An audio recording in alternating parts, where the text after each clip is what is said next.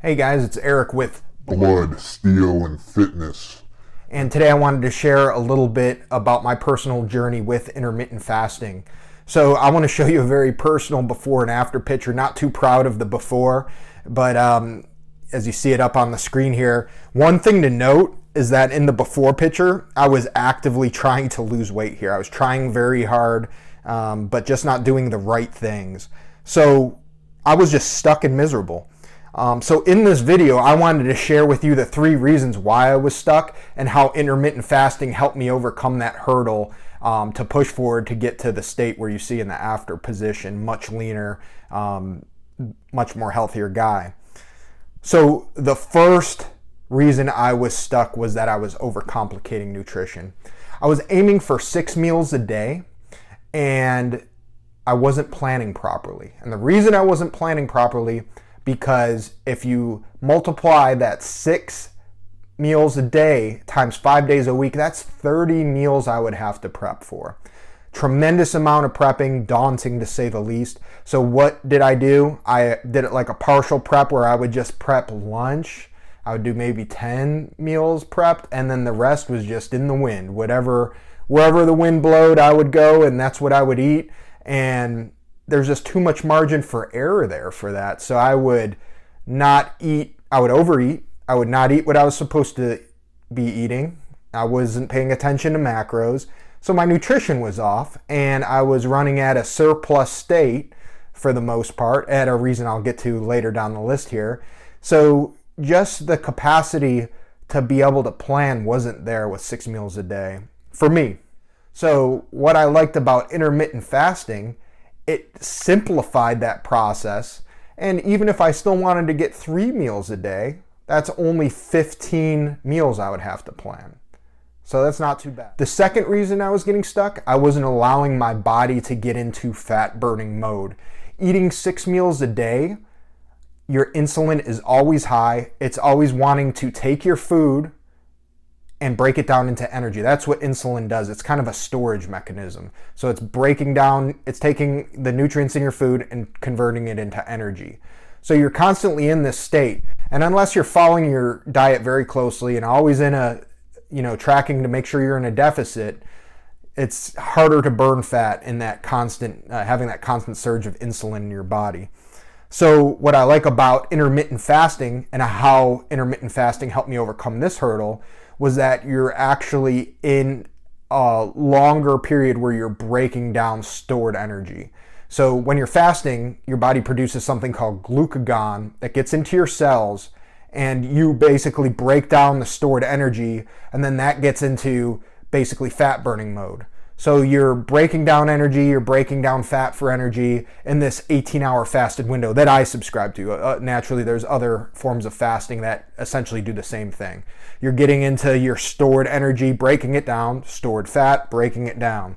So that's what helped me overcome that hurdle. I'm in a more fat-burning state, partial ketogenic state for part of my fast each day. So that helps me kind of get rid of all that storage. All right, so the third reason I was stuck was that I was stress eating. I was having a lot of stress at work, and coupled with, busy family life, that can get overwhelming. So it's kind of funny. Our brain has ancient wiring built into it, obviously.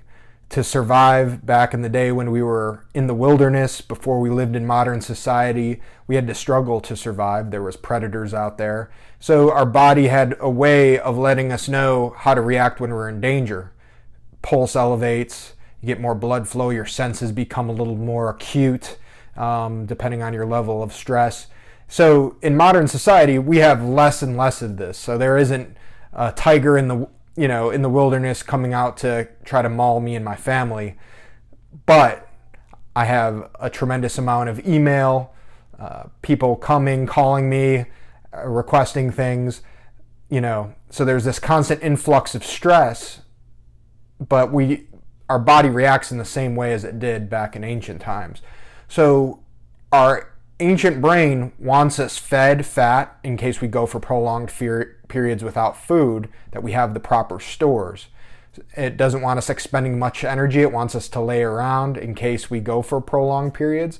So it's kind of gearing up for these stresses. So we have to overcome this basic ancient way of thinking, and we have to use the thinking part of our brain to understand that we shouldn't eat to overcome stress. And I think a lot of us get swept into this type of spiral of coming home after a stressful day, eating a good-sized dinner, and then thinking because you had a tough day, you owe it to yourself for a couple pieces of cake. And sometimes, that is washed down with some chips or some soda or just some junk. And then at the end, you don't feel better about yourself. So that's kind of my thought on stress eating. So how intermittent fasting has helped me with this is that it's given me a new respect for hunger. Not in regard that I starve myself but I think having the discipline of going without food, that discipline translates into a lot of other areas in my diet. So I adhere to a plan. I treasure those meals that I have within the window more, and I respect them more, that I don't want to throw garbage into the mix. So I know that I need X amount of calories a day to hit my goal. I want to lose about 5 more pounds, so I basically roll at a slight deficit right now. So I know that I want to fill those calories in that window that I have with quality foods in order for me to get to the goal that I'm looking for. That I didn't waste all that time fasting to just throw junk into my body. So there's that new level of respect. And also there's an acclimation, I think. There's a resistance to kind of giving in, a mental resistance, because you're building that strength during the fasting period, in that period of discipline. And then also your body's acclimating to periods without food. It's getting used to operating at lower levels of insulin, lower blood sugar levels, and you find that it's not so bad. It's actually, within that 16-hour window, it's very doable. And I definitely encourage people to give it a shot. It may not be for everyone, but it certainly can help a lot of people for the fact it's a very simple way of dieting, and it's a simple lifestyle. It simplifies your life and makes it less stressful, and in turn gets you much more healthier. So I certainly recommend intermittent fasting to anyone that's curious about it and that's struggled with their weight for a while and that was in a sticking point. So if you like this video, smash the like button and subscribe.